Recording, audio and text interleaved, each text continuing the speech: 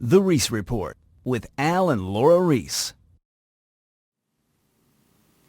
The hammer and the nail. This man right here has caused more problems in the advertising industry than any other person in history. Who is he? Confucius. And even though he died 2,486 years ago, people are still quoting what he said. What was it? Why, he said, of course, a picture is worth 1,000 words. And we hear that over and over again in advertising meetings across the globe. As a result, advertising is mostly visually oriented. So, for example, we have this recent Hyundai campaign, where we have a sumo wrestler. Interesting. We have a picture of Gandhi. Nice guy. We have the Wright brothers. Well, weren't they about airplanes? Arthur Ashe? Well, nice tennis player. And space exploration. Well, unless Hyundais are suddenly blasting off into space, I don't get what any of these visuals have to do with Hyundai. And furthermore, where's the verbal message? Well, here it is, the Hyundai's new tagline. Think about it. Think about it? What Hyundai should think about is hiring a new advertising agency and getting a new slogan. TV ads are all visually oriented. Of course, television is a visual medium, so you kind of expect that, but sometimes they forget the verbal message. We had Coca-Cola and the polar bears. How many cola-drinking polar bears are there anyway? And one of my favorites, the talking sock puppets. Well, they certainly were entertaining, but they did little for the Pets.com brand and didn't have any message that I know of. So what is it? What's more important, the visual or the verbal? Well, if you ask art directors, they'll tell you the visual is more important. You ask copywriters, they'll tell you the verbal is more important. So which is more important? Well, they're both wrong. You need both. You need the visual. The visual is the hammer. The verbal is the nail. To get in the mind, you need a nail and a hammer. You need both. And the most powerful brands in the world do have both of those elements. Look at how Marlboro built itself. Cigarettes used to be unisex. They were marketed to everybody until Marlboro came along and focused on their verbal nail, which was that it was the masculine cigarette. But it's not enough to just say you're the masculine cigarette. You need a powerful visual to go along with that. And of course, Marlboro has just that. They have their visual hammer, which is the cowboy in Marlboro country. The verbal nail for Coca-Cola is that it's the real thing. But it's not enough to just say that.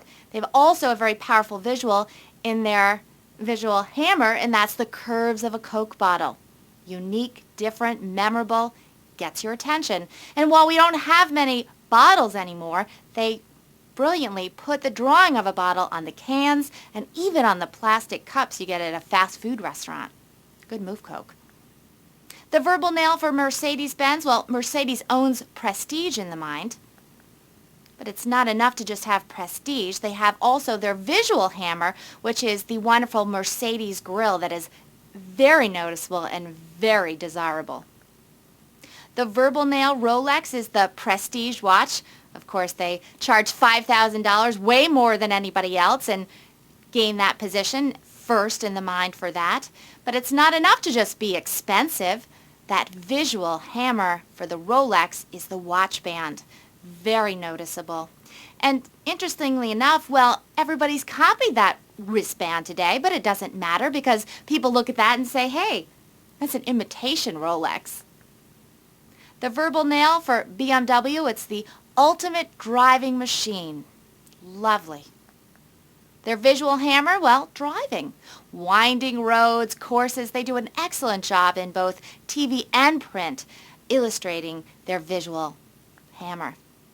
A free hammer? Well, sometimes you get the golden opportunity. When your brand is first in a new category, your visual will be the most powerful visual in the category. You have the opportunity to brand that visual in the mind, if, of course, it's a good visual, if it's simple, if it's different, if it's striking. Look at what happened with Nike, the first athletic shoe. Today, one of the most powerful visuals in the entire world. Because they were first, they had that golden opportunity and they made the most of it with the swoosh. Of course, it's very, very striking here on the most powerful athlete in the world, Tiger Woods. McDonald's, of course, the first hamburger fast food chain, took great advantage of their golden opportunity, and their visual is, of course, the golden arches. Now, here are some brands that I think really missed their golden opportunity.